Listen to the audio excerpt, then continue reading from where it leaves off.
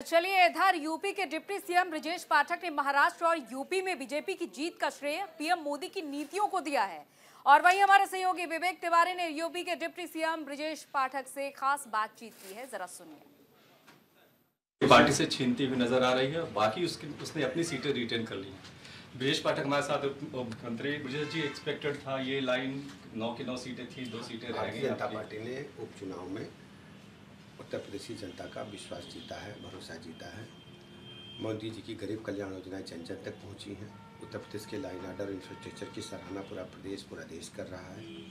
सबसे बड़ी बात थी कि सपा ने जो निगेटिव नैरेटिव सेट किया था खटाखट फटाफट कि आपके खाते में पैसे 8-8 हज़ार आ जाएंगे, आम जनता को लोकसभा चुनाव में गुमराह करके झूठ बोल करके वोट हासिल किए थे।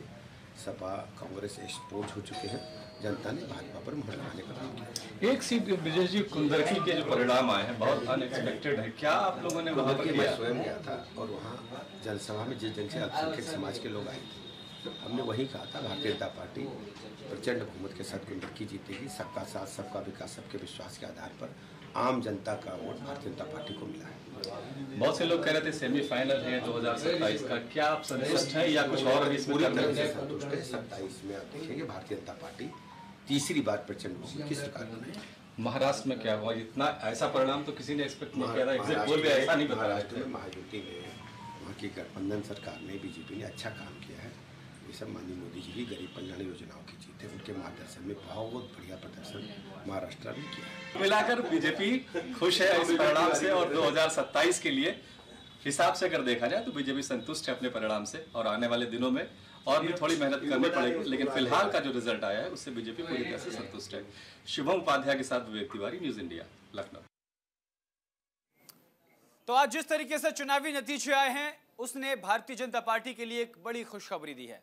महाराष्ट्र की बात करें या उत्तर प्रदेश की बात करें, लेकिन झारखंड में कहीं ना कहीं निराशा जरूर हाथ लगी है, क्योंकि वहां पर कांग्रेस और झारखंड मुक्ति मोर्चा के संयुक्त यानी इंडी ब्लॉक ने बढ़त हासिल की है। कहीं ना कहीं रुझानों में वो सरकार हेमंत सोरेन बनाते हुए नजर आ रहे हैं। लेकिन ये तस्वीरें जो हम आपको दिखा रहे हैं, ये महाराष्ट्र से हम आपको दिखा रहे हैं, जहां महायुति की जीत को लेकर के कार्यकर्ताओं में जश्न का माहौल है, ढोल नगाड़े बजाए जा रहे हैं।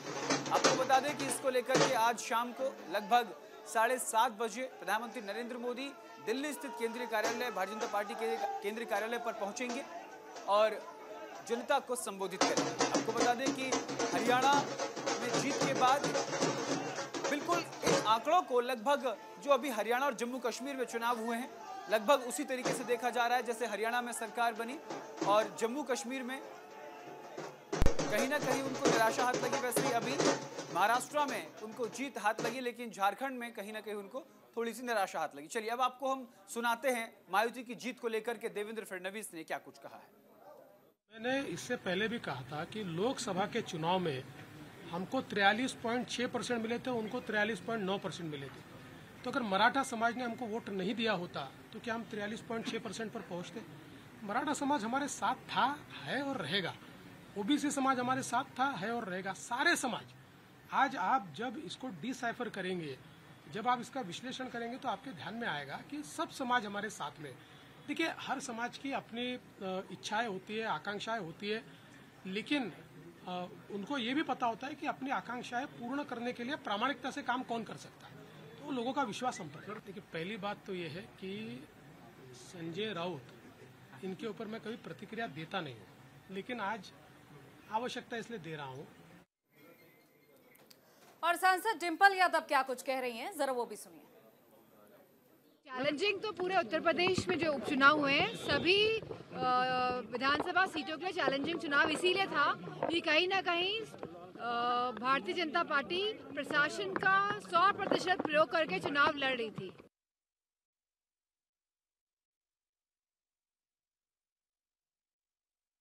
यादव को, लेकिन देखिए जो जहां से जीता है जश्न की तस्वीरें भी सामने आ रही है और ये मैच माना जा रहा है दोनों ही राज्यों के बीच 1-1 का रहा है।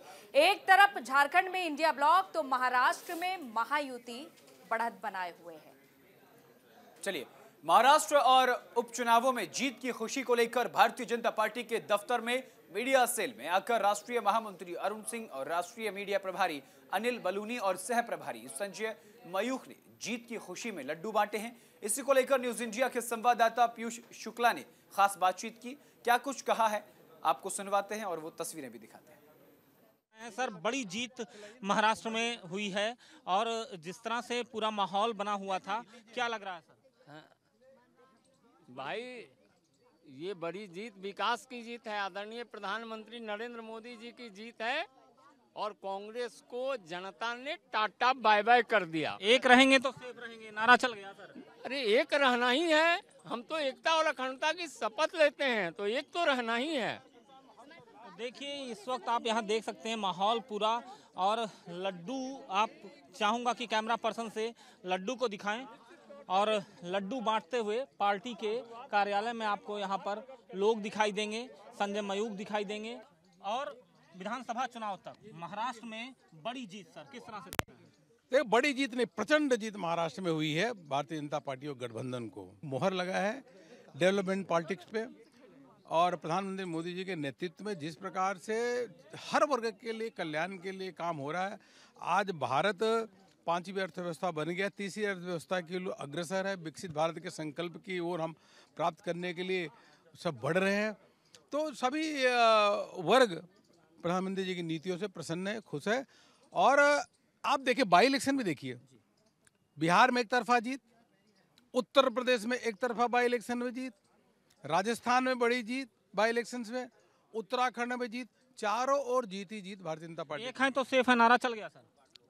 देखिए, नारा तो क्या विकास का नारा होता है, जो हर वर्ग के लिए जो विकास के काम हो रहे हैं, गरीब के लिए, किसान के लिए, सर्वांगीण विकास, और देश का जो मान सम्मान बढ़ रहा है। 15 देशों से उनके सर्वोच्च नागरिक का पुरस्कार प्रधानमंत्री मोदी जी को मिला है, जो विश्व में ऐसा कोई नेता नहीं होगा जिसको इस प्रकार से पुरस्कार मिला होगा। भारत का मान सम्मान, गौरव स्थापित बढ़ाने का काम प्रधानमंत्री मोदी जी ने किया है। तो ये देखिए, लड्डू के साथ अरुण सिंह जो भारतीय जनता पार्टी के राष्ट्रीय महासचिव हैं, वो लड्डू बांटते हुए पार्टी कार्यालय में दिखाई दे रहे हैं। न्यूज इंडिया के लिए कैमरा पर्सन भूषण के साथ अजय पीयूष शुक्ला, नई दिल्ली। और अलग अलग जगहों से जश्न की तस्वीरें भी हम आपको दिखा रहे हैं। महाराष्ट्र से ये देखिए, प्रेस कॉन्फ्रेंस शुरू होने वाली है। एक तरफ मुख्यमंत्री एकनाथ शिंदे, डिप्टी सीएम दोनों ही मौजूद हैं। आपको बता दें कि महायुति की संयुक्त प्रेस वार्ता आयोजित होने जा रही है कुछ ही देर में। तस्वीरों में आप देख सकते हैं महाराष्ट्र के मुख्यमंत्री एकनाथ शिंदे, महाराष्ट्र के उप मुख्यमंत्री देवेंद्र फडणवीस और अजित पवार भी इस प्रेस कॉन्फ्रेंस में हिस्सा ले रहे हैं। और यकीनन अंजलि, इस प्रेस कॉन्फ्रेंस में कई बड़ी घोषणाएं जो हो सकती हैं, और कहीं ना कहीं ये जो चीज है कि कौन मुख्यमंत्री बनेगा, लगभग लगता है कि इस प्रेस कॉन्फ्रेंस में ये साफ हो जाएगा, क्योंकि ये संयुक्त प्रेस वार्ता है। और देखिए, एक दूसरे को मिठाई खिलाते हुए नजर आ रहे हैं, क्योंकि अंजलि, जब मुख्यमंत्री एकनाथ शिंदे ने प्रेस कॉन्फ्रेंस की थी, बातचीत की थी, तो उन्होंने कहा था कि हम कुछ ही देर में संयुक्त प्रेस वार्ता करेंगे, और तब ये बहुत साफ हो जाएगा कि किस पार्टी का कौन किस मुख्यमंत्री बनेगा, लगभग साफ हो जाएगा। तो हो सकता है इस प्रेस कॉन्फ्रेंस के बाद महाराष्ट्र को लेकर जो ये सवाल है कि आखिर मुख्यमंत्री कौन बनेगा। देखिए अंजलि, अगर टेक्निकल तौर पर बात की जाए तो महाराष्ट्र में भारतीय जनता पार्टी ने 152 सीटों पर चुनाव लड़ा और सिंगल लार्जेस्ट पार्टी बनकर उभरी है। तो बहुमत के आंकड़े को भी देखा जाए तो भारतीय जनता पार्टी के में से कोई नेता मुख्यमंत्री बन सकता है। तो वहीं दूसरे नंबर पर अजित पवार हैं और वहीं एकनाथ शिंदे भी हैं। तो उसमें देखना होगा कि जो मुख्य विभाग हैं, जो बड़े मंत्रालय हैं, वो किस किस के पास जाते हैं। क्योंकि आपको याद होगा जब एनसीपी अजित पवार गुट की महायुति में शामिल हुई थी, तब इन्होंने, अजित पवार ने फाइनेंस मिनिस्ट्री मांगी थी, यानी बड़ा विभाग मांगा था, उसको लेकर खींचतान भी देखने को मिला था। तो अब ये देखना होगा कि तीनों में आपसी सहमति कैसे बनती है। अंजलि, प्रेस कॉन्फ्रेंस शुरू होने जा रही है और फिलहाल अब ये देखना हो, क्योंकि जीत के बाद ये पहली प्रेस कॉन्फ्रेंस है। शब्दों पर जरा गौर करिएगा। विक्ट्री के साइन दिखाते हुए महाराष्ट्र के तीनों ही मौजूदा समय में ये तीनों ही बड़े नेता नजर आ रहे हैं। लेकिन अगर बात करें, देखिए बीजेपी इस बार 5 साल तक कहीं ना कहीं किनारे ही रही है। अब फडणवीस को क्या बड़ा इनाम मिलेगा या फिर एकनाथ शिंदे की लीडरशिप जो उन्होंने दिखाई है, क्योंकि उनके बिना तो महायुति वो नहीं कर पाती जो आज कर पाई है। तो अब किसे कौन सा इनाम मिलेगा केंद्र की तरफ से जी, ये फिलहाल इस पर तो सभी का फोकस रहने वाला है। लेकिन देखिए कुछ चर्चा जारी है, अजित पवार भी यहाँ पर बैठे हुए हैं, वो सोच रहे हैं कि हमें क्या मिलने वाला है जी, तो किसको कौन सी मलाई मिलेगी। बिल्कुल। देखिए अंजलि, ये तस्वीर जो है ये अपने आप में महाराष्ट्र की सियासत को साफ दिखा रही है। तीनों एक साथ है, एक मंच पर है। और देखिए जो तस्वीर चुनाव से पहले थी, एकनाथ शिंदे बीच में बैठा करते थे। ते पदाधिकारी, कार्यकर्ते आणि पत्रकार मित्रांनो, आपण काल आज सकाळी काउंटिंग सुरू होईपर्यंत प्रत्येक जण आपापले परीनं अंदाज व्यक्त करत होते। काल तर मी स्वतः वेगवेगळ्या चॅनलला बघत होतो, म्हणजे आम्ही तिघं कशातच नसल्यातच जमा होतो, बाकीच्यांच्या गाड्या फिरवणं, ड्रायव्हिंग करणं, इकडे जाणं तिकडे जाणं, इतकं काही सुरू होतं की आम्ही पहिल्यांदा 1:45च्या पुढे जाऊ आम्हाला वाटत होतं। कालचं सगळं बघितल्यानंतर आम्हाला वाटायला लागलं की आपण कुठेतरी खाली जातोय का काय। परंतु महाराष्ट्रातल्या जनतेने विकासाकडे बघून महायुतीला प्रचंड अशा प्रकारचं जे यश प्राप्त करून दिलंय त्याबद्दल महाराष्ट्रातल्या तमाम जनतेचं महायुतीच्या वतीनं व्यक्तिशः माझ्या वतीनं मी त्यांना मनापासून धन्यवाद देतो, मनापासून आभार मानतो। सगळेच कार्यकर्ते राबले, उमेदवार राबले, सगळे सहकारी घटक पक्ष। तो अब फिलहाल डीसीएम अजित पवार को आप सुन रहे हैं, उन्होंने बताया कि जिस तरह से महाराष्ट्र की जनता ने जीत दिलाई है और उन्होंने आभार भी व्यक्त किया है। साथ ही साथ उन्होंने ये भी कहा कि जोड़ तोड़ तो पूरी जारी रही, लेकिन महाराष्ट्र की जनता ने यकीन किया महायुति पर। हाँ बिल्कुल अंजलि, देखिए जो तस्वीर है वो निकल कर आई है कि तीनों ने बहुत सदी हुई भाषा का इस्तेमाल किया, तीनों ने ही एक दूसरे का आभार जताया, क्योंकि जो मैंडेट मिला है वो महायुति को मिला है। भले ही Bharatiya Janata party single largest party बनकर महाराष्ट्र में उभरी है, लेकिन वो जानते हैं कि बिना एकनाथ शिंदे के, बिना अजित पवार के सरकार का बहुमत साबित करना मुश्किल है। और यही चीज जो है यह देखने को मिल रही है। लेकिन जो तस्वीर है वो ये कि बीच में एकनाथ शिंदे, उनके बराबर में देवेंद्र फडणवीस और उनके बराबर में अजित पवार, यानी कि ये वही तस्वीर है जो विधानसभा चुनाव से पहले थी। तो क्या ये भी फॉर्मेट इनके साथ बन सकता है कि 2.5 साल एकनाथ शिंदे जो है वो फिर से मुख्यमंत्री रह सकते हैं, देवेंद्र फडणवीस फिर 2.5 साल मुख्यमंत्री रह सकते हैं? क्या कुछ ऐसा आपको लग रहा है? अंजलि, आप बारीकी से महाराष्ट्र की सियासत को समझती है, आपको क्या लगता है? ये फॉर्मूला भी बदल सकता है, लेकिन क्योंकि आप अगर कुर्सी की चर्चा कर रहे हैं, कौन कहां पर बैठा, ये देखिए फॉर्मूला बदल भी सकता है। बिल्कुल, क्या पता अजित पवार बीच में बैठे हुए हो और देवेंद्र फडणवीस उसी जगह पर बैठे हो, तो बहुत कुछ यहाँ पर बदल सकता है। महाराष्ट्र की राजनीति हमने उठापटक काफी ज्यादा देखी 2019 से लेकर अब तक। सुबह जाते हैं देवेंद्र फडणवीस अजित पवार के साथ मुख्यमंत्री पद की शपथ लेते हैं 2019 और ये दोनों ही तरफ अंजलि, दोनों ही तरफ अननेचुरल अलायंस है, अप्राकृतिक अलायंस। किसी की विचारधारा किसी से नहीं मिलती। कांग्रेस की विचारधारा शिवसेना से नहीं मिलती, उसके बावजूद भी शिवसेना के साथ कांग्रेस गठबंधन में बनी हुई है।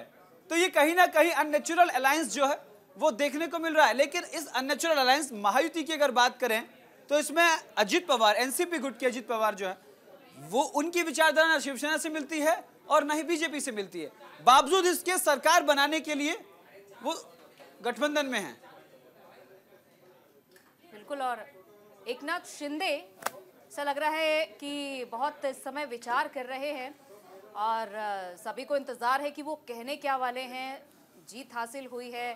एक तरफ देवेंद्र फडणवीस ने बड़ा सब्र रखा, एक लंबा सब्र रखा है, और इस सब्र के बाद क्या केंद्र की तरफ से उन्हें कोई बड़ा इनाम मिलेगा या फिर एक बार फिर से उन्हें सब्र करना होगा। और एकनाथ शिंदे को क्या केंद्र में जगह मिल सकती है, ये भी बड़ा सवाल है। देखिए,